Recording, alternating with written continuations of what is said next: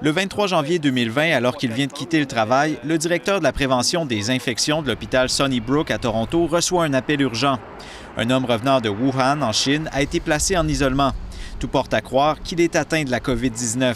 Je suis allé directement à mon bureau pour accéder aux clichés, pour regarder le rayon X. Un sprint s'amorce alors pour confirmer que le patient est atteint du coronavirus qu'on retrouve encore principalement en Chine. On avait parlé de notre soupçon au laboratoire provincial. Ils ont décidé de travailler toute la nuit pour essayer d'être bien sûr du résultat et d'avoir un résultat le samedi matin. Entre-temps, les protocoles sont déclenchés à l'hôpital. On commence à porter de l'équipement de protection. On déplace des patients pour éviter la contagion dans l'unité où l'homme a été admis. Donc le message était déjà passé à tous les cliniciens, à toutes les équipes. On pense que c'est un cas du nouveau coronavirus jusqu'à ce qu'on prouve le contraire. Le personnel en poste se souviendra longtemps de ce moment. J'étais anxieuse parce qu'il y avait tellement d'incertitudes par rapport au virus, raconte cette infirmière. Les autorités annoncent finalement le 25 janvier qu'un premier cas présumé a été identifié au Canada. The case is in a male who's in his 50s.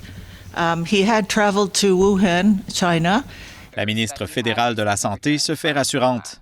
So the first responders were able to respond wearing protective gear and were able to alert the hospital. L'état de l'homme restera stable et il obtiendra son congé de l'hôpital après quelques jours.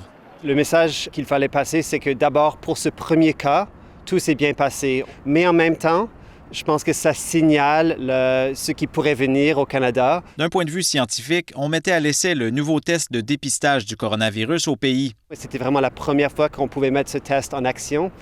Donc, c'était vraiment un bel accomplissement à ce moment-là. Alors qu'on atteint des sommets quant au nombre de patients atteints de la COVID hospitalisés en Ontario, des travailleurs de la santé comme ceux de Sunnybrook continuent à faire leur devoir en espérant que la tempête passe. It's still stressful, but I mean, we're doing it. Ici Colin Côté-Paulette, Radio-Canada, Toronto.